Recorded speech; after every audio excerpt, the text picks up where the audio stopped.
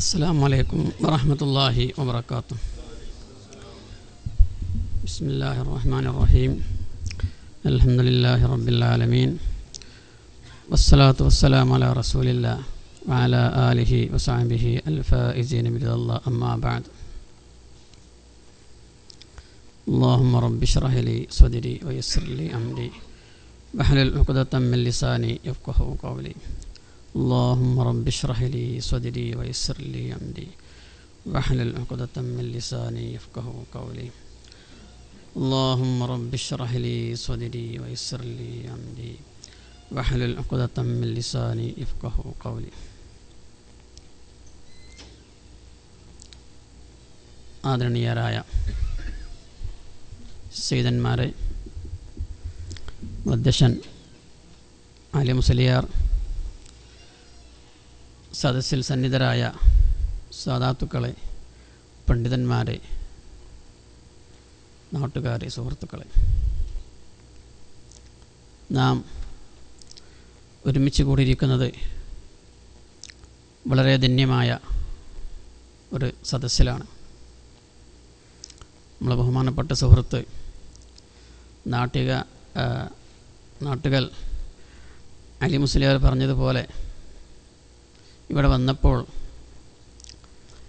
അലി മുസ്ലിയാർക്ക് വല്ലാത്ത മനോവിഷമം ശംസുൽ ഉലമയുടെയും കണ്ണിയത്ത് ഉസ്താദിൻ്റെയും നവറുല്ലാഹ് മർക്കദഹുമ അവരെ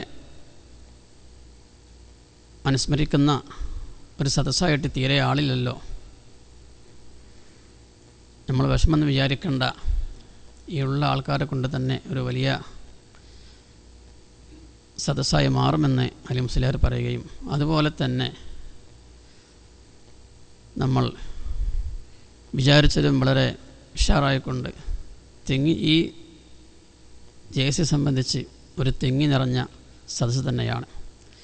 ഇതെല്ലാം ആ കഴിഞ്ഞുപോയ മഹാന്മാരുടെ ബർക്കത്ത് തന്നെയാണ്, കറാമത്ത് തന്നെയാണ് എന്ന് നമുക്ക് മനസ്സിലാക്കാം. ഞാൻ കൂടുതൽ വളരെ പരത്തി നീട്ടി പറയാൻ ആഗ്രഹിക്കുന്നില്ല. നന്ദി ദാറുസ്സലാമിൽ ബഹുമാനപ്പെട്ട ഷെയ്ഖിനെയുമൊത്ത് ജീവിക്കുന്ന കാലത്ത് ഒന്ന് രണ്ട് ചില അനുഭവങ്ങളും അവിടുത്തെ ദർസിലുണ്ടായിരുന്ന കാര്യങ്ങളും മാത്രം പറഞ്ഞുകൊണ്ട് ഞാൻ അവസാനിപ്പിക്കുകയാണ്. ബഹുമാനപ്പെട്ട നമ്മുടെ സുഹൃത്തുക്കൾ നിർബന്ധിച്ചത് കൊണ്ടാണ് ഈ സന്ദർഭത്തിൽ നിങ്ങളുടെ മുന്നിൽ എഴുന്നേറ്റ് നിൽക്കാൻ സാധിച്ചത്. ഓരോ കാര്യം പറയുമ്പോഴും ഞാൻ വളരെ ഭയത്തോടു കൂടി, പേടിയോടുകൂടിയാണ് ഞാൻ സംസാരിക്കുന്നത്. കാരണം നാം സംസാരിക്കുന്നത് മഹാന്മാരായ, ആരിഫായ, വലിയായ ബഹുമാനപ്പെട്ട ശംസുൽ ഉലമയെ നവറുല്ലാഹ് മർക്കദും അവിടത്തെക്കുറിച്ചാണ്.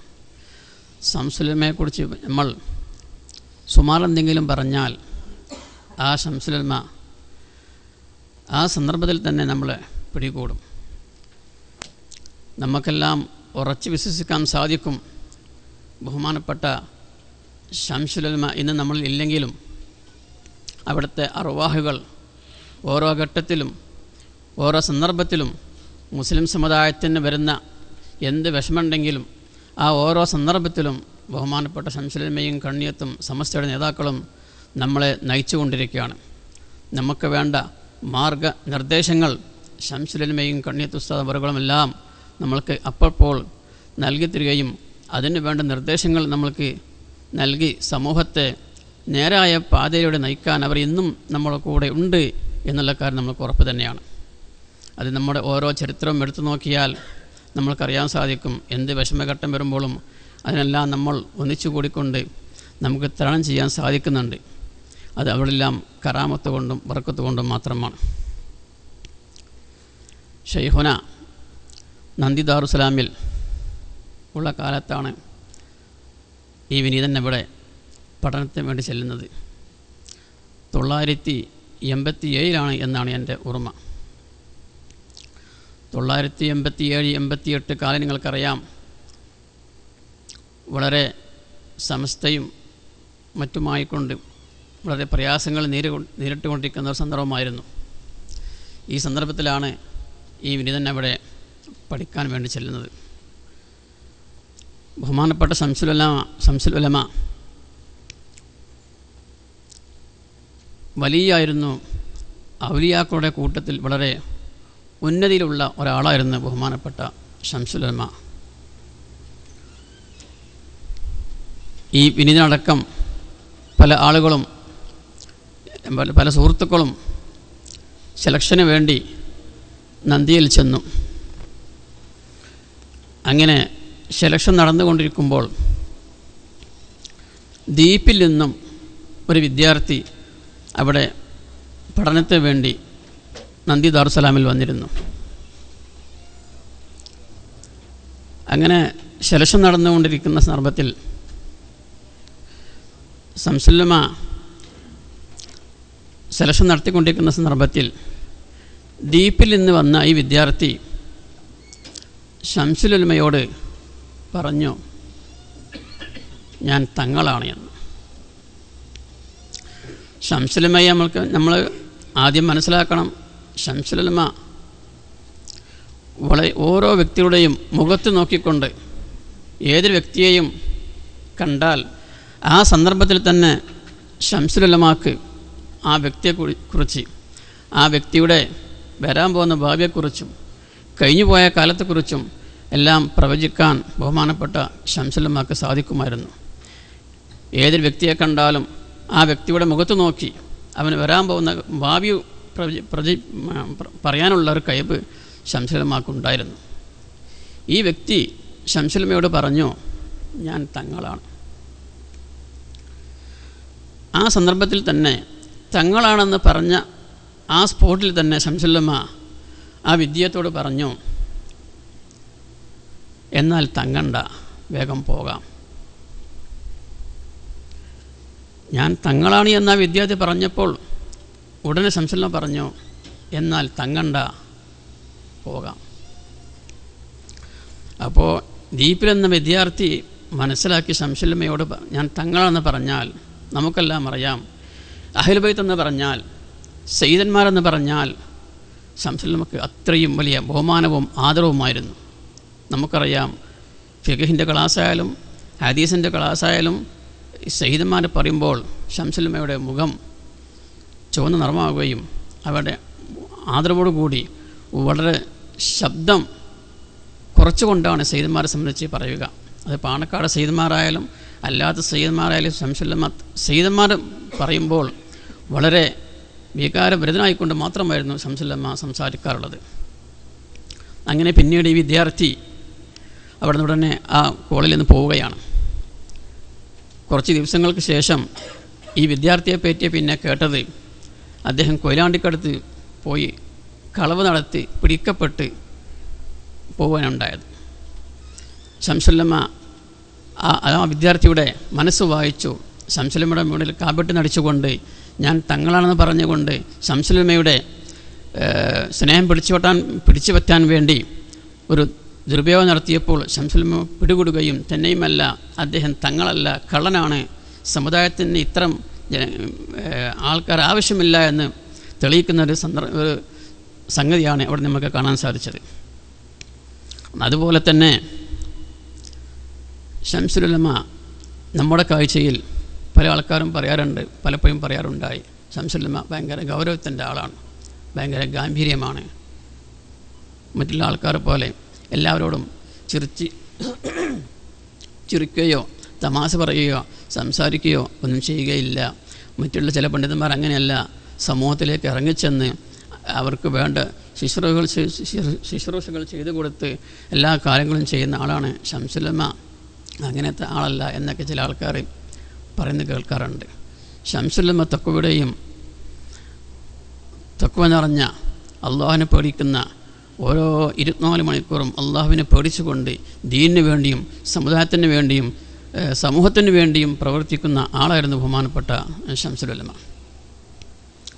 അതുപോലെ തന്നെ ആ സന്ദർഭത്തിൽ ഒരു ദിവസം ശംസുൽ ഉലമ നമ്മുടെ ഹദീസ് ബുഖാരി ക്ലാസ് നടത്തിക്കൊണ്ടിരിക്കുമ്പോൾ ശംസുൽ ഉലമ പറഞ്ഞു, ഇന്നെനിക്ക് അല്പം നേരത്തെ പോകേണ്ടതുണ്ട് എന്ന് പറഞ്ഞു. അങ്ങനെ അന്നത്തെ ക്ലാസ് കുറച്ച് നേരത്തെ, സാധാരണ എടുക്കുന്നതിലും അത്ര സമയമില്ലാതെ കുറച്ച് നേരത്തെ ക്ലാസ് നിർത്തിക്കൊണ്ട് ശംസുലുലമ അന്ന് പോയി. പിന്നെ അന്വേഷിച്ചപ്പം കേട്ടത് ശംസുലുലമയുടെ ഒരു അയൽവാസി ശംസുലുലമക്കെതിരെ ഒരു കേസ് കൊടുത്തിരുന്നു. കാര്യം വളരെ നിസ്സാരമാണ്. പക്ഷേ എന്തിനാണ് ഈ കേസ് കൊടുത്തത്? ഒരു ചെറിയ പനയുടെ വിഷയത്തിലാണ്. ചിലപ്പോൾ നിങ്ങൾ കേട്ടിരിക്കും. അതിൻ്റെ പിന്നിൽ പ്രവർത്തിച്ചത് അന്നത്തെ ബിദഈ പ്രസ്ഥാനക്കാരായ ജമാഅത്തുകാരായിരുന്നു. ഈ ജമാഅത്ത് ശംസുലുലമയുടെ പുരൻ്റെ അടുത്ത് കുറച്ച് അപ്പുറം ഇപ്പുറമൊക്കെ ആയിരിക്കും ചില ബിദഈ പ്രസ്ഥാനക്കാർ ശംസുലുലമയുടെ അവർക്ക് നമുക്കറിയാം, ശംസുലുലമയോടും സമസ്തൻ്റെ നേതാക്കളുമെല്ലാം ബിദഈ പ്രസ്ഥാനക്കാർക്ക് എല്ലാ നിലക്കും എതിർപ്പുണ്ടാകുമല്ലോ. അങ്ങനെ ശംസുലുലമയോട് ആ ഉള്ള വെറുപ്പ് ഒന്ന് പ്രകടിപ്പിക്കാൻ വേണ്ടി, ശംസുലുലമയെ ഒന്ന് പരാജയപ്പെടുത്താൻ വേണ്ടി അവർ ഉള്ളിൽ കൂടി തന്ത്രം മെനഞ്ഞുകൊണ്ട് ശംസുലുലമക്കെതിരെ കേസ് കൊടുപ്പിച്ചു ഈ വ്യക്തിയോട്. ഈ വ്യക്തി തെക്കൻ കേരളത്തിൽ നിന്നും വന്നതാണ്. അദ്ദേഹം ശംസുലുലമയുടെ തൊട്ടടുത്ത പറമ്പിൽ വാടകയ്ക്ക് താമസിക്കുകയാണ്. ഇയാളൊരു ഗവൺമെൻറ് ഉദ്യോഗസ്ഥനും കൂടിയാണ്, മുസ്ലിമാണ്, എല്ലാം കൂടിയാണ്. എങ്കിലും ഈ ജനങ്ങൾ ഇദ്ദേഹത്തിൻ്റെ ബേക്കിൽ കൂടിക്കൊണ്ട് അദ്ദേഹത്തെ പറഞ്ഞു പറ്റിച്ച് ശംസുലുലമയൊന്ന് തറ പറ്റിക്കാമെന്ന് ആലോചിച്ചുകൊണ്ട് കേസ് കൊടുത്തു. ശംസുലുലമക്ക് കോടതിയിൽ നിന്ന് നോട്ടീസ് വന്നു. അങ്ങനെ കേസിന് ശംസുലുലമ ഹാജരായി. ആ കേസ് നമ്മൾ അതിനോട് ബന്ധപ്പെട്ട ആൾക്ക് അന്വേഷണം കേട്ടത് ഏകദേശം ഒരു കൊല്ലത്തോളം നീണ്ടുപോയി എന്നാണ്. അങ്ങനെ ഒരു ദിവസം കോടതിയിൽ ചെന്നപ്പോൾ വക്കീൽ ശംസുലുലമയോട് ചോദിച്ചു, അല്ല മുസ്ലിയാരെ, നിങ്ങളുടെ പറമ്പിൽ ഈ പറയപ്പെട്ട വ്യക്തിയുടെ പുരക്ക് ഭീഷണിയായിക്കൊണ്ട് നിൽക്കുന്ന ഒരു പനയുണ്ടോ? ഒരു ഉപകാരവുമില്ലാത്ത, ഒരാവശ്യവുമില്ലാത്ത ഈ പന നിങ്ങൾക്കൊന്ന് മുറിച്ചു കൊടുത്തുകൂടെ? ശംസുലുലമ പറഞ്ഞു, എൻ്റെ പറമ്പിൽ പനയുണ്ട്, അത് അദ്ദേഹത്തിൻ്റെ പുരക്ക് ഭീഷണിയാണ് എന്നെനിക്കറിയില്ല. പിന്നീട് ശംസുലുലമ ഈ കേസ് ഉണ്ടായപ്പോൾ ഈ കാലയളവിൽ ഒരു യൂണിവേഴ്സിറ്റിയിൽ നിന്ന് ഒരു പുസ്തകം, ഒരു ഗ്രന്ഥം വരുത്തുകയുണ്ടായി. വൃക്ഷങ്ങളെപ്പറ്റിയും മലകളെപ്പറ്റിയും ധാരാളം പഠിക്കുന്ന ഒരു പുസ്തകം വരുത്തി. അങ്ങനെ ശംസുലുലമ ഈ നമ്മുടെ നാട്ടിലുള്ള ധാരാളം മരങ്ങളെപ്പറ്റി പഠിക്കുകയുണ്ടായി. ഈ മരത്തിൻ്റെ ഉപയോഗം എന്താണ്, ഓരോ മരത്തിനും അതിൻ്റെ കാര്യം, എന്തെല്ലാം വിഷയങ്ങൾ അതിലുണ്ട്, അത് ഉപകാരമുള്ളതാണോ ഉപകാരമില്ലാത്തതാണോ, എന്തെങ്കിലും കാര്യം അതിന് ഉണ്ടോ എന്നിവ തുടങ്ങി മലകളെപ്പറ്റിയും ഈ മരങ്ങളെപ്പറ്റിയും ശംസുലുലമ പഠിക്കുകയുണ്ടായി. അങ്ങനെ അവസാനം കേസ് വിധി പറയാനായ സമയത്ത് ശംസുലുലമ വീണ്ടും കോടതിയിൽ ഹാജരായി. ശംസുലുലമ ആ കോടതിയിൽ നിന്ന് വക്കീലിൻ്റെ ചോദ്യത്തിന് സവിസ്തരം വീണ്ടും വക്കീൽ പറഞ്ഞു, മുസ്ലിയാരെ, നിങ്ങൾ ഒരു ഉപകാരമില്ലാത്ത ഈ പന ഒന്ന് മുറിച്ചു കൊടുത്തുകൊണ്ട് നിങ്ങളുടെ അയൽവാസിക്കൊരു സൗകര്യം ചെയ്ത് കൊടുത്തുകൂടെ? അവർ വളരെ പേടിയോട് കൂടിയാണ് അവിടെ താമസിക്കുന്നത്, നിങ്ങൾ ആ പന കാരണം ഒന്ന് സഹകരിച്ചുകൂടെ എന്ന് പറഞ്ഞപ്പോൾ ശംസുലുലമ ആ സന്ദർഭത്തിൽ രേഖാമൂലം ഈ പുസ്തകം ഉയർത്തിപ്പിടിച്ചുകൊണ്ട് കോടതിയെ ശംസുലുലമ ബോധ്യപ്പെടുത്തി. പന എന്ന് പറഞ്ഞ മരം നിങ്ങൾ ഉപകാരമില്ലാത്ത മരമാണെന്ന് പറഞ്ഞല്ലോ, ഒരിക്കലുമല്ല.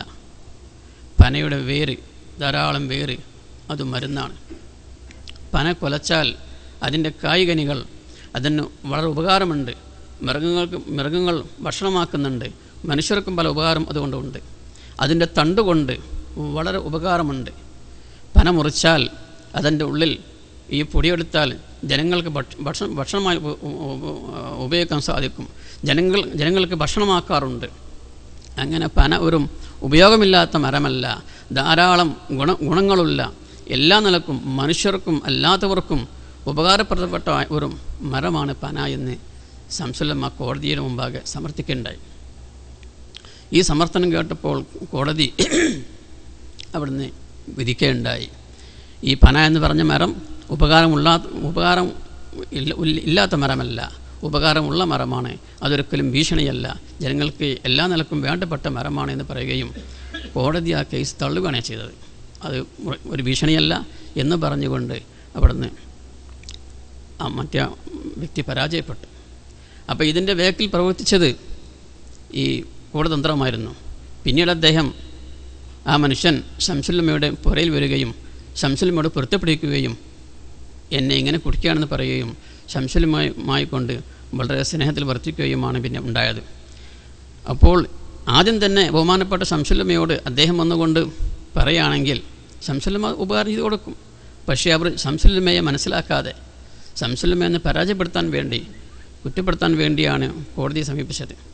പിന്നീട് ശംസുലമ്മ നിരുപാധികം ആ പന മുറിച്ചു കൊടുക്കുകയും ആ അയൽവാസിക്ക് വേണ്ട എല്ലാ ഉപകാരവും ചെയ്തു കൊടുക്കുകയാണ് ചെയ്തത്. ഇതിൽ നമുക്കുള്ള പാഠം, ശംസുലമ്മ ഇത്രയേറെ പ്രായമായെങ്കിലും പഠനം നിർത്തിയിരുന്നില്ല. തന്നെയുമല്ല, ശംസുലമ്മ ആരുടെ മുമ്പിലും ഒരു ഘട്ടത്തിലും തലകുനിക്കാൻ തയ്യാറാവാത്ത, അത് അഹങ്കാരമല്ല, അത് പഠിച്ച് മനസ്സിലാക്കി ശംസുലമ്മ അതിന് വേണ്ട വിധത്തിൽ അത് കൈകാര്യം ചെയ്തുകൊണ്ട് പഠിപ്പിച്ചു കൊടുക്കുന്ന ഒരു സ്വഭാവമായിരുന്നു ബഹുമാനപ്പെട്ട ശംസുലമ്മക്ക് ഉണ്ടായിരുന്നത്. അതുപോലെ തന്നെ ശംസുലമ്മ നമ്മൾ പറഞ്ഞല്ലോ സൂഫിവരനായിരുന്നു, വളരെ പണ്ഡിതനായിരുന്നു. ഇസ്തിഹ്ലാറുൽ അർവാഹ് എന്ന് പറഞ്ഞാൽ റൂഹുകളെ ഹാജറാക്കുന്ന, മരിച്ചുപോയ, നമ്മളെന്ന് മരണപ്പെട്ടു പോയ മഹാന്മാരുമായി കൊണ്ട് ധാരാളം ബന്ധപ്പെടുന്ന ഒരു പ്രത്യേക സ്വഭാവം ബഹുമാനപ്പെട്ട ശംസുലമ്മക്കുണ്ടായിരുന്നു. ഏതൊരു മക്ബറിൽ ചെന്നാലും അല്ലെങ്കിൽ ഏതൊരു പ്രിയപ്പെട്ട സ്ഥലങ്ങളിൽ ചെന്നാലും അവിടുത്തെ ആൾക്കാരെ മനസ്സിലാക്കി അവരുടെ അർവാഹുമായി ബന്ധപ്പെട്ട് അവരുടെ ജീവിതവുമായി ബന്ധപ്പെട്ടുകൊണ്ട് സംസാരിക്കുവാനും അവരെ പറ്റിയുള്ള ചരിത്രങ്ങൾ പറയുവാനും ശംസുലമ്മ വളരെയധികം താല്പര്യം കാണിച്ചിരുന്നു. ശംസുലമ്മയുമായി ബന്ധപ്പെട്ട് കഴിഞ്ഞാൽ അങ്ങനത്തെ കാര്യങ്ങൾ ശംസുലമ്മ പറഞ്ഞു തരുമായിരുന്നു എന്ന് നമുക്ക് മനസ്സിലാക്കാൻ സാധിച്ചിട്ടുണ്ട്. തന്നെയുമല്ല, സമസ്തക്കെതിരെ നമ്മുടെ മറുപക്ഷം കേസ് കൊടുത്തപ്പോൾ നമ്മുടെ സമസ്തയുടെ കേസ് നടത്തിയിരുന്നത് ബഹുമാനപ്പെട്ട അവറാൻകുട്ടി ഹാജിയും അതുപോലെ തന്നെ ആലിബാബയുമായിരുന്നു. അങ്ങനെ കേസ് നടന്നുകൊണ്ടിരിക്കുമ്പോൾ ഓരോ കേസിൻ്റെയും വിധി വരുമ്പോൾ ശംസുലമ്മ നാളെ അല്ലെങ്കിൽ മറ്റന്നാൾ കേസിൻ്റെ വിധി പറയുകയാണെങ്കിൽ ഒരു ദിവസമോ 2 ദിവസം മുമ്പ് തന്നെ വരാൻ പോകുന്ന വിധി ശംസുലമ്മ ഇവരോട് നേരത്തെ പറയുമായിരുന്നു. നമുക്ക് വരാൻ പോകുന്ന വിധി ഇന്നതാണ്, നമുക്ക് അനുകൂലമാണോ പ്രതികൂലമാണോ എന്ന് ശംസുലമ്മ ഈ കേസ് നടത്തിപ്പുകാരായ അവറാൻകുട്ടിയോടും ആലിബാബയോടും പറയാറുണ്ടായിരുന്നു. നമ്മൾക്ക് മനസ്സിലാക്കാൻ സാധിക്കുന്നു. അതെന്തായിരുന്നു? അതിന് ശംസുലമ്മ പറയാറുള്ളത്, ഷെയ്ഖിൻ്റെ പള്ളിയിൽ തൂർ അങ്ങനെ പറഞ്ഞത്. ഷെയ്ഖിൻ്റെ പള്ളി നമുക്കറിയാം, കോഴിക്കോട് അല്ലേ, ഷെയ്ഖിൻ്റെ പള്ളിയിൽ തൂർ അങ്ങനെയാണ് പറഞ്ഞത് എന്ന് പറഞ്ഞാൽ നമുക്ക് മനസ്സിലാക്കാം. ശംസുലമ്മ അർവാഹുകളുമായി കൊണ്ട് ബന്ധപ്പെട്ട് നേരത്തെ കാര്യങ്ങൾ മനസ്സിലാക്കുവാനും കാര്യങ്ങൾ പറഞ്ഞു തരുവാനും വളരെ കഴിവുള്ള വ്യക്തിയായിരുന്നു ബഹുമാനപ്പെട്ട ശംസുലമ്മ. അതുപോലെ തന്നെ സമസ്തയുടെ കേസ് നടക്കുമ്പോൾ 2-3 പ്രാവശ്യം കേസ് തള്ളുകയും വീണ്ടും കേസ് കൊടുത്ത് വളരെ പ്രസക്തമായ ഒരു കേസിൻ്റെ അവസാന ഘട്ടം വന്നപ്പോൾ ശംസുലമ്മ തന്നെയാണ് ഈ കേസിന് വേണ്ടപ്പെട്ട കാര്യങ്ങൾ വക്കീലന്മാരെ കണ്ട് അതിന് ഓടി നടന്ന് ഇവിടെയെല്ലാം നമ്മൾ മനസ്സിലാക്കേണ്ടത് ഈ ശംസുലമ്മ എന്ത് ചെയ്തു, സമുദായത്തിന് എന്ത് ചെയ്തു, ജനങ്ങൾക്ക് വേണ്ടി എന്ത് ചെയ്തു എന്ന് നമ്മൾ വളരെ ഗൗരവമായി ചിന്തിക്കേണ്ട വിഷയമാണ്. ഇത്ര പ്രായമായ സമയത്ത് പോലും ഈ സമുദായത്തിന് വേണ്ടി, ഈ ദീനിന് വേണ്ടി, നമ്മുടെ സുന്നത്ത് ജമാഅത്ത് നിലനിർത്താൻ വേണ്ടി ശംസുലമ്മ അഹോരാത്രം പ്രവർത്തിച്ചിരുന്നു എന്നും നമ്മൾ അറിഞ്ഞിട്ടില്ല, നമ്മൾ മനസ്സിലാക്കിയിട്ടില്ല. നമ്മളെ കുറ്റപ്പെടുത്തുകയല്ല, അത്രയും പ്രയാസപ്പെട്ടാണ് ശംസുലമ്മ ഈ ദീനിനെയും സുന്നത്ത് ജമാഅത്തിന് വേണ്ടി, ദീനിന് വേണ്ടി ശംസുലമ്മ പ്രവർത്തിച്ചത്. അങ്ങനെ നാളെ കേസ് നടക്കാനിരിക്കുമ്പോൾ അസറിന് പോയിട്ട് അന്നത്തെ വക്കീൽ കൃഷ്ണയ്യറായിരുന്നു. കൃഷ്ണയ്യർ എന്ന് പറഞ്ഞാൽ നമ്മൾ അറിയപ്പെട്ട കൃഷ്ണയ്യറല്ല, വേറെ ഒരു കൃഷ്ണയ്യർ ഉണ്ടായിരുന്നു. ഈ വക്കീലിനെ പോയി ശംസുലമ്മ കാണുകയും അവിടുന്ന് കേസിന് വേണ്ട പോയിൻറ്റുകൾ എല്ലാ കാര്യങ്ങളും പറഞ്ഞു കൊടുത്ത് ശംസുല്ലമ്മ വക്കീലെല്ലാം സജ്ജമാക്കി വൈകുന്നേരം അങ്ങനെ വീട്ടിലേക്ക് തിരിച്ചു പോയി. അന്ന് രാത്രി ഇശ ആയപ്പോൾ ശംസുല്ലമ്മ പെട്ടെന്ന് പറഞ്ഞു ഡ്രൈവറോട്, വണ്ടിയെടുക്ക്, വക്കീലിനെ പോയിട്ട് കാണണം.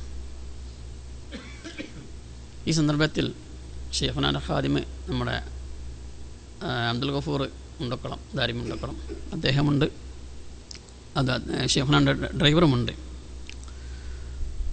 അവർ അന്തം വിട്ടു. കാരണം വൈകുന്നേരം പോയി കേസിന് വേണ്ട എല്ലാ കാര്യങ്ങളും പഠിപ്പിച്ചു കൊടുത്ത് വക്കീലിനെ സജ്ജമാക്കി നാളെ ഞങ്ങൾ നേരത്തെ പോകണം എന്നെല്ലാം പറഞ്ഞുകൊണ്ട് കേസ് പഠിപ്പിച്ച് ശംസുല്ലമ്മ പുറയിലെത്തിയതാണ്. ഇശാ സമയത്ത് പറയുന്നു, വണ്ടിയെടുക്കും, പെട്ടെന്ന് വക്കീലിനെ പോയി കാണണം. ഇവരെല്ലാം വിചാരിച്ചു എന്തെങ്കിലും വല്ല പോയിൻസുകളോ വല്ല പ്രത്യേകിച്ച് വല്ല കുറിപ്പുകളോ പറഞ്ഞു കൊടുക്കാനായിരിക്കും എന്ന് ഇവർ ധരിക്കുകയുണ്ടായി. പക്ഷേ അവിടെ എത്തിയപ്പോൾ അവർ കണ്ട കാഴ്ച മറ്റൊന്നായിരുന്നു. ഈ വക്കീലിന് കൃഷ്ണയ്യർക്ക് അനങ്ങാൻ സാധിക്കുന്നില്ല. അദ്ദേഹം വളരെ നിശ്ചലനായിക്കൊണ്ട് അനങ്ങാൻ സാധിക്കാതെ സംസാരിക്കാൻ സാധിക്കാതെ വളരെ പേടിയിൽ ഒരു നിൽക്കുന്ന സന്ദർഭമാണ് ശംസുല്ലമ്മ കണ്ടത്. അദ്ദേഹത്തിൻ്റെ ബന്ധപ്പെട്ടവർ എത്രയും പെട്ടെന്ന് ഹോസ്പിറ്റലിൽ എത്തിക്കാൻ വേണ്ടിയുള്ള വത്തപ്പാടിലായിരുന്നു. അങ്ങനെ ശംസുല്ലമ്മ അവിടെ എത്തി. ശംസുല്ലമ്മ പറഞ്ഞു, നിങ്ങൾ പേടിക്കണ്ട, സമാധാനമാവുക. ബന്ധപ്പെട്ടവർ പറഞ്ഞു, നിങ്ങൾ പേടിക്കണ്ട, അല്പം നേരം നിങ്ങൾ ക്ഷമിക്കുക. ശംസുല്ലമ്മ കൃഷ്ണയ്യരെ മന്ത്രിച്ചു, വെള്ളം മന്ത്രിച്ചു കൊടുത്തു. അല്പം നേരം ശംസുല്ലമ്മ അവിടെ നിന്നുകൊണ്ട് പറഞ്ഞു, കൃഷ്ണയ്യർ നിങ്ങൾ പേടിക്കണ്ട, നാളെ കാലത്ത് നിങ്ങൾ കേസിന് പോകണം, ഒരു പേടിയും പേടിക്കണ്ട എന്ന് പറഞ്ഞുകൊണ്ട് ശംസുല്ലമ്മ തിരിച്ചു പോന്നു.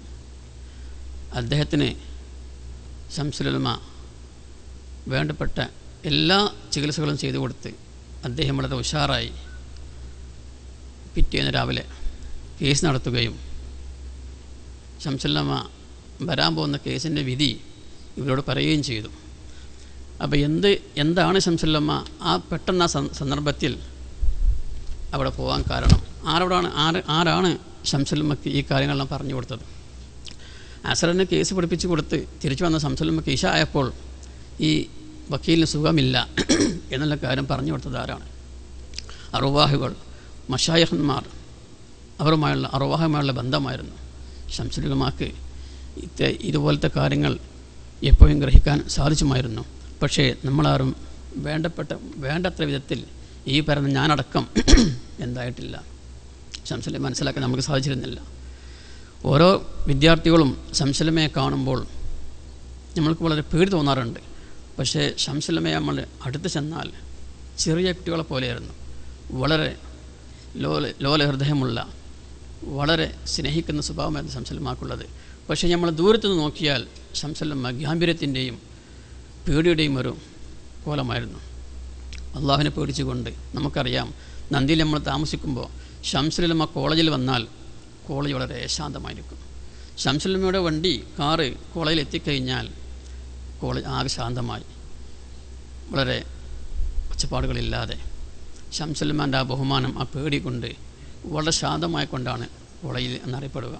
തന്നെയുമല്ല, നമ്മൾ പള്ളിയിലേക്ക് പോകുമ്പോൾ നിങ്ങൾക്കറിയാം, പഠിക്കുന്ന കാലമാണ്, ഓടിച്ചാടി കോളേജിൽ നിന്ന് വന്നുകൊണ്ട് പള്ളിയുടെ പരിസരത്ത് കൂടെ നമ്മൾ പോകുമ്പോൾ ശംസുല്ലമ്മ പള്ളിയുടെ റൂമിലുണ്ടെങ്കിൽ നമ്മൾ വളരെ ശ്വാസം അയച്ചാൽ പോലും എന്തെങ്കിലും ശബ്ദം കേൾക്കുന്ന പോലത്തിൽ മാത്രമാണ് ശംസുല്ലമ്മയുടെ ആ പള്ളിയുടെ അടുത്ത് നമ്മൾ പോവുക.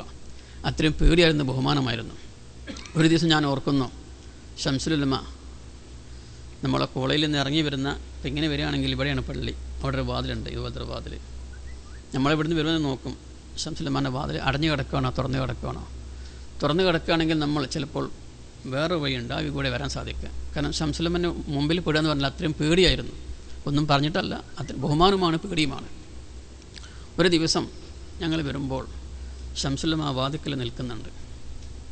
ശംസുല്ലമ്മയെ കണ്ടവരെല്ലാം തിരിച്ചോടാൻ തുടങ്ങി. ആരും പള്ളിയിലേക്ക് വരാതെ കാണുമ്പോൾ തന്നെ തിരിച്ചും കൊണ്ടു പോകും. എൻ്റെ സുഹൃത്ത് അറക്കൽ അബ്ദുറസാഖ് ദാരിമി, നിങ്ങൾക്കറിയാം, അദ്ദേഹം ശ്രദ്ധിക്കാതെ നേരെ നടന്നുപോയി. മുന്നിലെത്തി സംസലം വിളിച്ചു, ഇവിടെ വാടാന്ന് പറഞ്ഞു. അപ്പോഴാണ് അദ്ദേഹം മേലോട്ട് നോക്കുന്നത്, സംസലം ഇടയിൽപ്പെട്ട. അദ്ദേഹം തിരിച്ചു നടക്കാൻ നോക്കി. സംസലം പറഞ്ഞു, ഇവിടെ വാ. പേടിച്ചുകൊണ്ട് ചെന്നു. പറഞ്ഞപ്പോൾ എന്താണ്? ഒന്നുമല്ല, ഓഫീസിൽ പോയിട്ടൊരു കാര്യം പറയാൻ വേണ്ടിയാണ്, വേറൊന്നുമല്ല. ഓഫീസിൽ പോയിട്ടൊരു കാര്യം പറയാൻ വേണ്ടി ഒരു വിദ്യാർത്ഥിയെ ശംസുലമ്മ കാത്തിരിക്കുകയാണ്. പക്ഷേ ശംസുലമ്മയെ കാണുന്നവരെല്ലാം എന്താണ്? പേടിച്ചുകൊണ്ട് ബഹുമാനിച്ചുകൊണ്ട് തിരിച്ചു പോവുകയാണ്. അപ്പോൾ അത്രയും ബഹുമാനത്തിലും ആദരവിലും പേടിയിലുമായിരുന്നു ശംസുലമ്മയെ നമ്മൾ കണ്ടിരുന്നത്. അതുപോലെ തന്നെ വേറെ സന്ദർഭത്തിൽ ശംസുലമ്മ നമ്മോട് പങ്കുവെക്കുകയുണ്ടായ ഒരു സന്ദർഭം, ഒരു യാത്രയിൽ ശംസുലമ്മയെ പരാജയപ്പെടുത്താൻ വേണ്ടി, ശംസുലമ്മയെ ഉത്തരം മുട്ടിക്കാൻ വേണ്ടി ഒരു പാതിരി ഒരു ചോദ്യം ചോദിക്കുകയുണ്ടായി. എന്താണ് ചോദ്യം? ശംസുലമ്മയെ ഉത്തരം മുട്ടിക്കാൻ വേണ്ടിയാണ് ഇദ്ദേഹം ചോദിക്കുന്നത്. ഒരു യാത്രയിലാണ്. നമ്മളെല്ലാം വളരെ ചുരുക്കിയാണ് പറഞ്ഞത്. നമുക്ക് നിസ്കാരം നടക്കാനുണ്ട്, ജനങ്ങൾക്ക് പോകേണ്ടതുണ്ട്. അതുകൊണ്ട് വളരെ ചുരുക്കിയാണ് എല്ലാ കാര്യങ്ങളും പറയുന്നത്. ഒരു 1/4 മണിക്കൂർ എല്ലാവരും ശ്രമിച്ചിരിക്കുക. ഈ പാതിരി ചോദിച്ചു, അന്ത്യപ്രവാചകൻ മുഹമ്മദ് മുസ്തഫ സല്ലല്ലാഹു അലൈഹി വസല്ലം അള്ളാഹുവിൻ്റെ അവസാനത്തെ പ്രവാചകനാണല്ലോ. എല്ലാ നിലക്കും അള്ളാഹുമായി കൊണ്ട് സാമീപ്യമുള്ള ബന്ധമുള്ള ഇസ്രാ മിറാജുമെല്ലാം നടത്തിയ, അള്ളാഹുമായി കൊണ്ട് നേരിട്ട് പോയി കാണാൻ സാധിക്കുന്ന പ്രവാചകനാണല്ലോ നിങ്ങളുടെ അന്ത്യപ്രവാചകൻ മുഹമ്മദ് മുസ്തഫ സല്ലല്ലാഹു അലൈഹി വസല്ലം അല്ലേ? ശംസുലമ്മ പറഞ്ഞു, അതെ. എന്നാൽ എന്തുകൊണ്ടാണ് ശംസുലമ്മയുടെ പേരക്കുട്ടിയായ യസീദ് വളരെ നിഷ്ഠുരമായി വധിക്കപ്പെട്ട ആ പേരക്കുട്ടിയെ വധിച്ചപ്പോൾ എന്തുകൊണ്ട് അന്ത്യപ്രവാചകൻ മുഹമ്മദ് മുസ്തഫ സല്ലല്ലാഹു അലൈഹി വസല്ലം തങ്ങൾ അള്ളാഹുവിനെ നേരിൽ കണ്ടുകൊണ്ട് യസീദ് ആ കുട്ടിയെ വധിക്കുന്നത് എന്തുകൊണ്ട് തടയാൻ സാധിച്ചില്ല? നിങ്ങളുടെ പ്രവാചകൻ എന്തുകൊണ്ട് തടയാൻ സാധിച്ചില്ല? ഇത്രയും അടുപ്പമുള്ള പ്രവാചകന് അദ്ദേഹത്തിൻ്റെ ഏറ്റവും പ്രിയപ്പെട്ട ആ പേരക്കുഞ്ഞിനെ നിഷ്ഠൂരമായി യസീദ് വധിച്ചപ്പോൾ നിങ്ങൾക്കൊന്ന് അള്ളാഹുവിനോട് ശഫാഅത്ത് ചെയ്തുകൊണ്ട് ആ കുഞ്ഞിനെ കൊല്ലുന്നില്ലെന്ന് തടഞ്ഞുകൂടായിരുന്നോ എന്ന് പാതിരി ചോദിക്കുകയുണ്ടായി. നമ്മളാണെങ്കിൽ പേടിക്കൂലേ? എന്തുത്തരം പറയും? കുഴക്കുന്ന ചോദ്യമല്ലേ? ശംസുലമ്മ ഉടനെ തന്നെ ബുദ്ധിശക്തിയുടെ കേന്ദ്രമായ ആരിഫായ, ആരുടെ മുമ്പിലും തലകുനിക്കേണ്ടി വന്നിട്ടില്ലാത്ത ബഹുമാനപ്പെട്ട ശംസുലമ്മ ഉടനെ തന്നെ പാതിരിയോട് നല്ല നിലക്ക് മറുപടി കൊടുത്തു. അത് മുഹമ്മദ് നബി പോയിരുന്നു, അള്ളാൻ്റെ അടുത്ത് പോയിരുന്നു. മുഹമ്മദ് നബി അവിടെ ചെന്നു. അവിടെ ചെന്നപ്പം ദൈവം വളരെ ദുഃഖിതനായി ഇരിക്കുന്നുണ്ട്, ദുഃഖിച്ചു കൊണ്ടിരിക്കുകയാണ്. കാര്യം തിരക്കിയപ്പോൾ ദൈവം പറഞ്ഞു, എന്ത്? എൻ്റെ പുത്രനെ കൊന്നപ്പോൾ എനിക്ക് തടയാൻ സാധിച്ചില്ല. കാരണം യേശുക്രിസ്തു എന്താണ്? അവരെ പുത്രനാണ്, ദൈവപുത്രനാണല്ലോ. ദൈവപുത്രനെ കൊന്നപ്പോൾ എനിക്ക് തടയാൻ സാധിച്ചില്ല. ഞാൻ ആ ദുഃഖത്തിൽ വളരെ വിഷമിച്ചിരിക്കുകയാണ്. എന്നിട്ട് ശംസുലമ്മ പറഞ്ഞു, സ്വന്തം പുത്രനെ കൊല്ലുമ്പോൾ തടയാൻ സാധിക്കാത്ത ദൈവത്തിനോട് എൻ്റെ പേരമകനെ കൊല്ലുമ്പോൾ പിന്നെ അത് ദൈവത്തിന് തടയാൻ സാധിക്കുമോ? ദൈവപുത്രനെ തന്നെ, നിങ്ങളുടെ ദൈവപുത്രനായ യേശുവിനെ കുരിശിലേറ്റിയപ്പോൾ ദൈവത്തിന് തടയാൻ സാധിച്ചില്ല. അപ്പോൾ ചോദ്യത്തിന് അതേ ചോദ്യത്തോടു കൂടി ശംസുലമ്മ ഉടനടി മറുപടി കൊടുക്കുകയാണ്. ഈ പാതിരി ശംസുലയുടെ മുമ്പിൽ തലകുനിച്ച് കിളിമ്പിനായി മടങ്ങാനുണ്ടായത്. പാതിരി ചോദിച്ചത് ശംസുലമ്മയെ മുട്ടുകുത്തിക്കാൻ വേണ്ടിയാണ്. പക്ഷേ റബ്ബിൻ്റെ തൗഫീഖ് കൊണ്ട് ശംസുലമ്മ ജീവിക്കുന്ന കാലത്തും ശംസുലമ്മയുടെ വഫാത്ത് കാലത്തും ശംസുലമ്മയെ പരാജയപ്പെടുത്താൻ ഒരാൾക്കും സാധിച്ചിട്ടില്ല. എന്തെല്ലാം കോലാഹലങ്ങളും എന്തെല്ലാം വിഷയങ്ങളും ശംസുലമ്മയെ പറഞ്ഞിട്ടുണ്ട്. പക്ഷേ ശംസുലമ്മയുടെ നേരെ ഒരു നിലക്കും ആർക്കും ഒന്നും ഇതുവരെ ചെയ്യാൻ സാധിച്ചിട്ടില്ല. ശംസുലമ്മ അന്ന് പറഞ്ഞത് ബുഹിത്തല്ലദീ കഫർ എന്നാണ് ശംസുലമ്മ പറഞ്ഞത്. ബുഹിത്തല്ലദീ കഫർ, സത്യനിഷേധികൾ പരാജയപ്പെട്ടു, അമ്പയെ അവൻ പരാജയപ്പെട്ടു എന്നാണ് ശംസുലമ്മ അവനെ പ്രസംഗിച്ച് പറഞ്ഞത്. ബുഹിത്തല്ലദീ കഫർ. ഇതുപോലെ തന്നെ ശംസുലുലമ ഇസ്മത്തിൻ്റെ കാര്യത്തിൽ അമ്പിയാക്കൾ പാപ സുരക്ഷിതരാണ്. ഒരു കാരണവശാലും അമ്പിയാക്കൾ പാപം ചെയ്തവരല്ല. ഒരു പാപകാര്യവും അവരിലേക്ക് ചേർത്തി പറയാൻ പാടില്ല. സുരക്ഷിതരാണ്. എല്ലാ അമ്പിയാക്കളും മഅസൂമുകളാണ്. അവരെപ്പറ്റി ഒരു കാര്യവും പറയാൻ പാടില്ല. അവരിലേക്കൊരു മോശപ്പെട്ട ഒരു കാര്യവും ചേർക്കാൻ സാധ്യമല്ല. അവരത്രയും പാപസുരക്ഷിതരാണ് എന്നാണ് ബഹുമാനപ്പെട്ട ശംസുൽ എല്ലാ ഹദീസിൻ്റെ വിഷയങ്ങളിലും എല്ലാ കിതാബ് കൊടുക്കുമ്പോൾ നമ്മൾക്ക് പറഞ്ഞു തന്നിരുന്നത്. ഓരോ പ്രവാചകന്മാരിലേക്കും ഒരു മോശമായ കാര്യങ്ങളും ചേർക്കാൻ പാടില്ല. അവർ സുരക്ഷിതരാണ്. ബാഹ്യമായി നമ്മൾ വല്ല കാര്യങ്ങളും പറയുകയാണെങ്കിൽ പോലും ശംസുൽ അതിനെ വ്യാഖ്യാനിച്ച് വ്യക്തമായി നമുക്ക് മനസ്സിലാക്കി തരും. ഉദാഹരണത്തിന് നമ്മൾക്ക് കാണാം സൂറത്ത് യൂസുഫ്. നമുക്കെല്ലാം അറിയുന്ന ചരിത്രമാണ്. ബഹുമാനപ്പെട്ട യൂസുഫ് നബി അലൈഹി ഇസ്ലാം. യൂസുഫ് നബി അലൈഹി ഇസ്ലാമിൻ്റെ ജീവിതകാലത്ത് വളരെ പ്രയാസങ്ങളും ബുദ്ധിമുട്ടുകളും സഹിച്ച ഒരു പ്രവാചകനാണ് ബഹുമാനപ്പെട്ട യൂസുഫ് നബി അലൈഹി ഇസ്ലാം. യാക്കൂബ് നബിക്ക് വളരെ സ്നേഹമുള്ള പുത്രനായിരുന്നു യൂസുഫ് നബി അലൈഹി ഇസ്ലാം. ഈ ചരിത്രം നമുക്കെല്ലാം അറിയാം.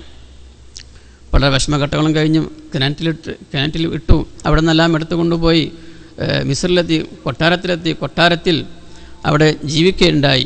ഈ സന്ദർഭത്തിൽ രാജ്ഞി ബഹുമാനപ്പെട്ട യൂസുഫ് നബി ഇസ്ലാമിനെ വശീകരിക്കാൻ വേണ്ടി, പാട്ടിലാക്കാൻ വേണ്ടി തുനിയുകയും അവിടെ നിന്ന് പേടിച്ചോടിയ സംഭവമെല്ലാം നിങ്ങൾക്കെല്ലാം അറിയാം. അവിടെ പരിശുദ്ധ ഖുർആൻ പറയുന്നുണ്ട്, വലഖദ് ഹമ്മത് ബിഹി വഹമ്മ ബിഹ. നമുക്കറിയാം ഈ ആയത്ത് വന്ന സ്ഥലത്ത് നമ്മുടെ സദസ്സിൽ നിന്ന് ഒരാൾ ചോദിച്ചു, ഹമ്മത്ത് ബിഹി വഹമ്മ ബിഹ. സുലൈഖ യൂസുഫിനെ സംബന്ധിച്ചും മനസ്സിൽ പല കാര്യങ്ങളും കരുതി. വഹമ്മ ബിഹ ബഹുമാനപ്പെട്ട യൂസുഫ് നബി അലൈഹി സ്വലാമും എന്തെല്ലോ കാര്യങ്ങളെല്ലാം കരുതി. നമ്മൾ സാധാരണ മനസ്സിലാക്കും, എന്ത് സുന്ദരിയായ ഈ സുലൈഖയെ ഒന്ന് പാട്ടിലാക്കാൻ വേണ്ടിയായിരിക്കാം ബഹുമാനപ്പെട്ട യൂസുഫ് നബിയെ കരുതിയെന്ന് നമ്മൾ ധരിച്ചിരിക്കും. അതാണ് ചോദ്യത്തിൻ്റെ ആകത്തുക. വഹമ്മ ബിഹ എന്ന് പറഞ്ഞപ്പോൾ ക്ലാസ്സിൽ നിന്നൊരു വിദ്യാർത്ഥി ചോദിച്ചു, വഹമ്മ ബിഹ എന്ന് പറഞ്ഞില്ലേ, യൂസുഫ് നബിയും കരുതിയില്ലേ എന്ന് ചോദിച്ചു. ഉടനെ ശംസുൽ ചോദിച്ചു, എന്താടാ വഹമ്മ ബിഹ എന്ന് പറഞ്ഞാൽ എന്താണ് എൻ്റെ മാന? നീ എന്താ മനസ്സിലാക്കിയത്? വഹമ്മ ബിഹ എന്ന് പറഞ്ഞാൽ അതിൻ്റെ മാന എന്താണ്? ചോദ്യകർത്താവ് മിണ്ടിയില്ല. അല്പം നേരം മിണ്ടാതിരുന്നു. അപ്പോൾ ശംസുൽ പറഞ്ഞു, വഹമ്മ ബിഹ എന്ന് പറഞ്ഞാൽ നിങ്ങൾ ഉദ്ദേശിച്ച പോലെയല്ല. അങ്ങനെ ബഹുമാനപ്പെട്ട യൂസുഫ് നബി അങ്ങനത്തെ ഒരു വിഷയം അവിടെ കരുതിയിട്ടില്ല. യൂസുഫ് നബി കരുതിയത് വഹമ്മ ബിഹ, അവളെ കൊണ്ട് കരുതിയെന്ന് പറഞ്ഞാൽ എന്താണ് കരുതിയത്? ഈ പെണ്ണ് എന്താണ് എന്നെ ശല്യപ്പെടുത്തുന്നത്? ഇവളെ അടിച്ചു കൊല്ലണം എന്നാണ് ബഹുമാനപ്പെട്ട യൂസുഫ് നബി കരുതിയത്. അല്ലാതെ അവളെ പാട്ടിലാക്കണമെന്ന് യൂസുഫ് നബി കരുതിയിട്ടില്ല എന്നാണ് ആ മേന. കാരണം പ്രവാചകന്മാർ എല്ലാവരും പാപസുരക്ഷിതരാണ്. അവരുടെ നുബുവത്തിന് മുമ്പും നുബുവത്തിന് ശേഷവും ചെറുപ്രായത്തിൽ പോലും അവരുടെ ഭാഗത്തിൽ നിന്ന് ഒരു വിഷയത്തിലും ഒരു പാപവും ഉണ്ടാവുകയില്ല. വഹമ്മ ബിഹ എന്ന് പറഞ്ഞാൽ അവിടെ അവളെ അടിച്ചു കൊല്ലണം. അപ്പോൾ എന്തിനാണ് അവളെ എൻ്റെ ബാക്കിൽ കൂടെ എന്നെ ഷീപ്പാക്കുന്നത് എന്നാണ് യൂസുഫ് നബി കരുതിയത് എന്ന് പറഞ്ഞു. ശംസുൽ ഒന്ന് പൊട്ടിച്ചിരിച്ചു. ശംസുൽ ഗ്ലാസ് വളരെ ഗൗരവമേറിയായിരിക്കും. ചില സന്ദർഭത്തിൽ ശംസുൽ ചിരിക്കും, കുലുങ്ങി ചിരിക്കും. എന്നിട്ട് പറഞ്ഞു, ഇനി നിങ്ങൾ മനസ്സിലാക്കും ഞാനിപ്പോൾ അത് എൻ്റെ സ്വന്തം അഭിപ്രായം പറഞ്ഞതാണ് എന്ന് നിങ്ങൾ മനസ്സിലാക്കും. അല്ല, ഇമാം ഷാറാനി അദ്ദേഹത്തിൻ്റെ കിതാബിൽ ഈ സംഗതി പറഞ്ഞിട്ടുണ്ട്. ഇങ്ങനെയാണ് പറഞ്ഞത്. അപ്പോൾ എന്താണ്, പ്രവാചകന്മാർ സുരക്ഷിതരാണ്. അവർ ഒരു കാരണവശാലും അവരുടെ ഭാഗത്ത് നിന്ന് ഒരു കുറ്റമോ മനസ്സിലൊരു ദുഷിച്ച ചിന്ത പോലും പ്രവാചകന്മാരിൽ വരികയില്ല എന്നാണ് ശംസുൽ നമ്മളെ പഠിപ്പിച്ചത്. അതുപോലെ തന്നെ ഐദിൽ യാ മുഹമ്മദ്, ഒരു പ്രാവശ്യം ഒരു അറാബി വന്നുകൊണ്ട് പ്രവാചകനോട് ഐദിൽ യാ മുഹമ്മദ് നീ നീതി ചെയ്യണം, നീതി പ്രവർത്തിക്കണമെന്ന് പറഞ്ഞല്ലോ. ചരിത്രം എല്ലാം നമുക്കറിയാം. ആ സന്ദർഭത്തിൽ ഉമർ ഖത്താബ് അദ്ദേഹത്തെ വധിക്കാൻ വേണ്ടി ആവശ്യപ്പെടുകയും റസൂലുള്ളാ തടയുകയും ചെയ്തു. റസൂലുള്ളാ പറഞ്ഞു, വേണ്ട ഉമറെ, അദ്ദേഹത്തെ വിടൂ. ശംസുൽ പറഞ്ഞു, ആ വ്യക്തിയുടെ പരമ്പരയിൽ നിന്ന് ഇവിടെ കുറേ ഖുർആൻ പഠിച്ച ആളുകൾ വരും. അവൻ്റെ പരമ്പരയിൽ നിന്ന് കുറേ ഖുർആൻ പഠിച്ച ആളുകൾ വരും. ഖുർആൻ അവരെ ഉള്ളിലേക്ക് ഇറങ്ങിയിട്ടുണ്ടാവില്ല. അവർ ഖുർആൻ പഠിച്ചിരിക്കും, പക്ഷേ ആ ഖുർആൻ്റെ ഉപയോഗം അവനുള്ളിലേക്ക് ഇറങ്ങാതിരിക്കുകയും അങ്ങനത്തെ കുറേ ആൾക്കാർ ഇവിടെ വരാനുണ്ട്, അതുകൊണ്ട് അവനെ വിട്ടേക്കൂ, അവനെ കൊല്ലണ്ട എന്ന് റസൂലുള്ളാഹി പറഞ്ഞു. അവൻ്റെ പേര് ദുൽ ഹുവൈസ്റത്ത് എന്നാണ് ആ വ്യക്തിയുടെ പേര്.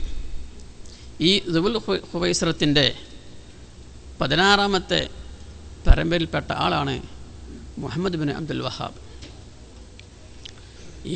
ഈ വ്യക്തി തന്നെയാണ് അന്ന് റസൂലുള്ളാഹിൻ്റെ പള്ളിയിൽ വന്ന് മൂത്രമൊഴിച്ച ആളും ഈ വ്യക്തി തന്നെയായിരുന്നു.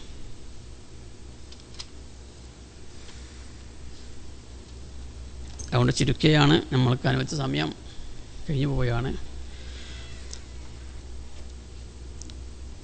ഈ 16ാമത്തെ ആളിൽപ്പെട്ട വ്യക്തിയാണ് മുഹമ്മദ് ബിൻ അബ്ദുൽ വഹാബ്. അദ്ദേഹത്തിൻ്റെ പിൻഗാമികളാണ് ഇന്നുള്ള എല്ലാ ആൾക്കാരും. അവിടെ ശംസുൽ എന്ന് പറഞ്ഞത് ഇവരെല്ലാം എന്താണ്, ഖുർആൻ പഠിക്കുകയും ഇവർക്കെല്ലാം റസൂലുള്ള സാധാരണ മനുഷ്യനാണ് എന്നുള്ള വിശ്വാസമുള്ള ആൾക്കാരാണെന്ന ഈ ദുൽ ഹുവൈസ്റത്തിൻ്റെ പാർട്ടിയിൽപ്പെട്ട ഈ വ്യക്തിയുടെ പരമ്പരയിൽ വന്ന മുഹമ്മദ് ബിൻ അബ്ദുൽ വഹാബിൻ്റെ ഈ പരമ്പരയിൽ വന്ന ആൾക്കാരുടെ എല്ലാവരുടെയും വിശ്വാസം എന്താണ്? പ്രവാചകൻ മുഹമ്മദ് മുസ്തഫ സല്ലല്ലാഹു അലൈഹി വസല്ലം സാധാരണ വ്യക്തികളാണ് എന്നുള്ള ഒരു കാര്യമാണ് അന്ന് ശംസുൽ ഇമാം പറഞ്ഞു തന്നത്. അപ്പോൾ അവരെ പരമ്പരയിൽപ്പെട്ട വ്യക്തിയാണ് ഇന്നത്തെ നമ്മുടെ നാട്ടിലുള്ള ബിദഈ പ്രസ്ഥാനക്കാർ തുടങ്ങിയ ആൾക്കാർ. ഞാൻ കൂടുതൽ പറയുന്നില്ല, നമുക്ക് സമയം കഴിഞ്ഞതുകൊണ്ട് ഒരു കാര്യം കൂടി മാത്രം പറഞ്ഞുകൊണ്ട് ഞാൻ നിർത്തുകയാണ്. നമ്മുടെ ശംസുൽ ഉലമയുടെ ഭക്ഷണ രീതിയും അതുപോലെ തന്നെ ശംസുൽ ഉലമയുടെ ക്ലാസ്സിൽ ധാരാളം മക്കം ഫത്തിനെ സംബന്ധിച്ച് വളരെ ചൂടേറിയ ചർച്ച ശംസുൽ ഉലമ നടത്താറുണ്ടായിരുന്നു. ഇന്ന ഫതഹ്നാ ലക ഫതഹൻ മുബീന ലിയഗ്ഫിറ ലക അല്ലാഹു മാ തഖദ്ദമ മിൻ ദംബിക വമാ തഅഖർ എന്ന് പറഞ്ഞ സ്ഥലത്ത് വളരെ ഒരു വലിയ ചർച്ച ശംസുൽ ഉലമ നടത്തിയിരുന്നു. ശംസുൽ ഉലമ ചോദിക്കാറുണ്ട്, മക്കം ഫതഹും പ്രവാചകൻ്റെ പാപം പൊറുക്കലും എന്ത് ബന്ധമുള്ളത്? പ്രവാചകൻ്റെ പാപം പൊറുക്കാൻ എന്താണ് മക്കം ഫതഹ്? ഖുർആൻ പറഞ്ഞത് അങ്ങനെയാണല്ലോ, നിങ്ങൾക്ക് മത്തം നമ്മൾ കീഴടക്കി തന്നു, വിജയിപ്പിച്ചു തന്നു. ലിയഗ്ഫിറ ലക അല്ലാഹു മാ തഖദ്ദമ മിൻ ദംബിക വമാ തഅഖർ, നിങ്ങളെ പാപം പൊറുക്കാൻ വേണ്ടി. ചുരുക്കിയാണ് പറഞ്ഞത്, വളരെ വിശദമായി പറയേണ്ട സ്ഥലമാണ്, ചുരുക്കി ഞാൻ പറയാണ്. സംശയം ചോദിക്കും, എന്ത് ബന്ധമാണുള്ളത്? എന്തിനാണ് മക്കം ഫതഹ് കൊടുത്തത്? റസൂലുള്ളാഹിൻ്റെ പാപം പൊറുക്കാൻ മക്കം ഫത്തിൻ്റെ ആവശ്യമുണ്ടോ? സംശയം പഠിപ്പിച്ചു, ലിയഗ്ഫിറ എന്ന് പറഞ്ഞാൽ അവിടുത്തെ മാന സത്തറ എന്നാണ്, മറക്കുക. അപ്പോൾ ലിയഗ്ഫിറ എന്ന് പറഞ്ഞാൽ പ്രവാചകനെ പറ്റി, മുത്ത് മുഹമ്മദ് മുസ്തഫ സല്ലല്ലാഹു അലൈഹി വസല്ലം തങ്ങളെ പറ്റി മറക്കാൻ വേണ്ടി. എന്ത് മറക്കാൻ വേണ്ടി? ശംസുൽ ഉലമ പറഞ്ഞു, ഈ മക്കം ഫത്ഹ് ഉണ്ടായിട്ടില്ലെങ്കിൽ, ഈ മക്കം ഫത്ഹ് അല്ലാഹു തആല നൽകിയിട്ടില്ലെങ്കിൽ ഒരു ശരിയായ ഇസ്ലാമിക ഭരണരൂപം ഉണ്ടാവുകയില്ല. മുസ്ലിങ്ങളുണ്ടെങ്കിലും മക്കയിലും പരിസരത്തും റസൂലുള്ളാഹിന് മുമ്പുള്ള ജാഹിലിയ്യ കാലത്തുള്ള കാര്യങ്ങളും അതുപോലെ തന്നെ റസൂലിന് ശേഷമുള്ള പല ആചാരങ്ങളും പല അനുഷ്ഠാന കർമ്മങ്ങളും അങ്ങിങ്ങായി ഉണ്ടായിരിക്കും. ഈ മക്കം ഫത്ഹോട് കൂടി അതെല്ലാം തുടച്ചു മാറ്റി. ഒരു കാരണവശാലും പ്രവാചകൻ്റെ പേരിൽ ഒരു ആക്ഷേപങ്ങളും ഉന്നയിക്കാൻ ആർക്കും സാധിക്കാത്ത വിധത്തിൽ, റസൂലുള്ളാഹിനെ ആക്ഷേപിക്കാൻ പറ്റിയ കോലത്തിൽ അല്ലെങ്കിൽ റസൂലുള്ളാഹിനെ മോശമാക്കി പറയാൻ പറ്റിയ ഒരു ചിന്താഗതിയുമില്ലാതെ ഒരു പ്രവർത്തനമില്ലാതെ എല്ലാം അല്ലാഹു സുബ്ഹാനഹു വ തആല ഈ മക്കം ഫത്തോടു കൂടി ഇല്ലാതെയാക്കി. മക്കം ഫത്തോടു കൂടിയും 4 ഖലീഫമാരെ ഭരണത്തോടു കൂടിയും 30 കൊല്ലം 3 മാസമാണല്ലോ അവിടെ ഭരണം ഉണ്ടായിരുന്നത്. ഈ കാലഘട്ടം ഈ 30 കൊല്ലവും 3 മാസവും കൂടിയ കാര്യങ്ങളെ കൊണ്ട് മാത്രമാണ് ഈ 4 മദ്ഹബ് അനുസരിച്ച് ദീനിനെ ചിട്ടപ്പെടുത്തിയത്. അപ്പം ലിയഗ്ഫിറ എന്ന് പറഞ്ഞാൽ ശംസുൽ ഉലമ അവിടെ വ്യാഖ്യാനിച്ചത് ലിയസ്തുറ എന്ന, പ്രവാചകന് മുമ്പും ശേഷവും വരാൻ പോകുന്ന അധിക്ഷേപങ്ങൾ, ആക്ഷേപങ്ങൾ അല്ലെങ്കിൽ എന്തെങ്കിലും ഒരു മോശമായി വരുന്ന പ്രയാസങ്ങൾ ഉണ്ടാകുന്ന എല്ലാ കാര്യങ്ങളും മറക്കാൻ വേണ്ടിയാണ് മക്കം ഫത്ഹ് കൊടുത്തത്. മക്കം ഫത്തോടു കൂടി എല്ലാം സുരക്ഷിതമായി, എല്ലാ ആക്ഷേപങ്ങളും ഇല്ലാതെയായി എന്നാണ് ശംസുൽ ഉലമ അവിടെ നമ്മളെ പറഞ്ഞു പഠിപ്പിച്ചത്. ഇനി കൂടുതൽ ഞാൻ പറയുന്നില്ല. ഇതുപോലെ തന്നെ ശംസുൽ ഉലമയുടെ ഭക്ഷണം വളരെ കുറച്ച് മാത്രം ഭക്ഷണം കഴിക്കുന്ന ആളായിരുന്നു ശംസുൽ ഉലമ.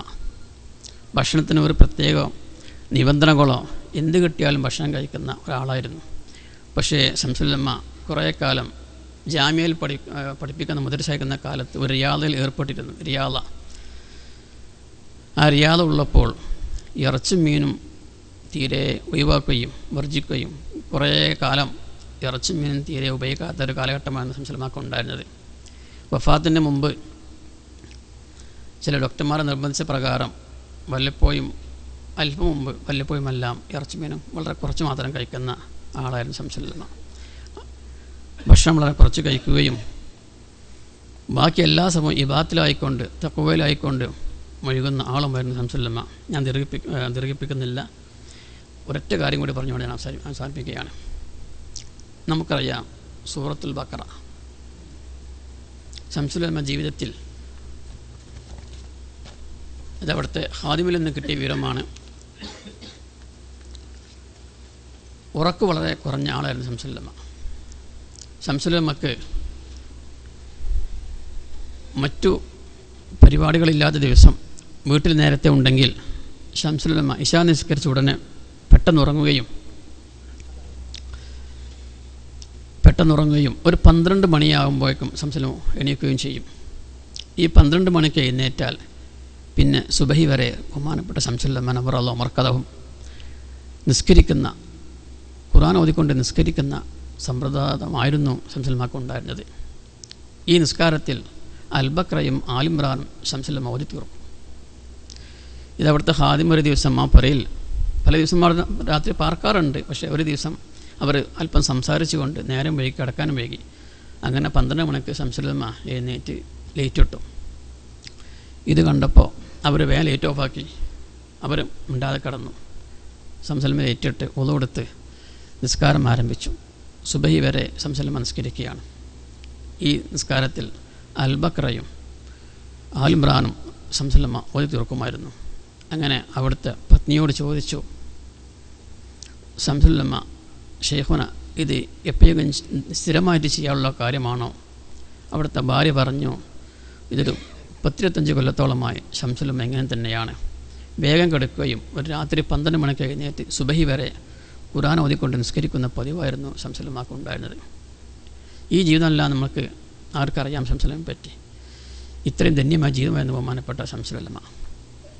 ഇനിയും പറയുകയാണെങ്കിൽ ധാരാളം പറയാനുണ്ട്. അതുകൊണ്ട് സമയം അവസാനിച്ചുകൊണ്ട് അല്ലാഹു സുബ്ഹാനഹു വ തആല അവിടെ എല്ലാം ബർക്കത്ത് കൊണ്ട് നമ്മളെല്ലാം ഹലാല ഉദ്ദേശങ്ങൾ പൂർത്തീകരിക്കുമാറാവട്ടെ. ശംസുലുലമ നമ്മൾക്ക് വേണ്ടി ഇന്നും ജീവിച്ചു കൊണ്ടിരിക്കുകയാണ്. നമ്മൾക്ക് വേണ്ട ഉപദേശ നിർദ്ദേശങ്ങൾ തന്നുകൊണ്ട് നമ്മളിൽ നയിക്കുന്നുണ്ടെന്ന് ബോധം നമ്മൾക്കുണ്ടായിരിക്കണം. അല്ലാഹു സുബ്ഹാനഹു വ തആല നമ്മുടെ എല്ലാം ഹലാല ഉദ്ദേശങ്ങൾ പൂർത്തീകരിക്കുമാറാവട്ടെ. ശംസുലുലമയുടെയും കണിതുസ്താൻ്റെയും സമസ്തയുടെയും മരണപ്പെട്ടു പോയ എല്ലാ നേതാക്കളുടെയും ദർജ ഉയർത്തി കൊടുക്കുമാറാവട്ടെ. നാളെ ജന്നാത്തുൽ ഫിർദൗസിൽ നമ്മെയും അവരെയും ഒരുമിച്ച് കൂട്ടുമാറാവട്ടെ. അല്ലാഹു സുബ്ഹാനഹു വ തആല മരിക്കുന്ന സന്ദർഭത്തിൽ നമുക്കെല്ലാം ലാ ഇലാഹ ഇല്ലല്ലാ എന്നും പറഞ്ഞ് മരിക്കാൻ തൗഫീഖ് ചെയ്യുമാറാവട്ടെ.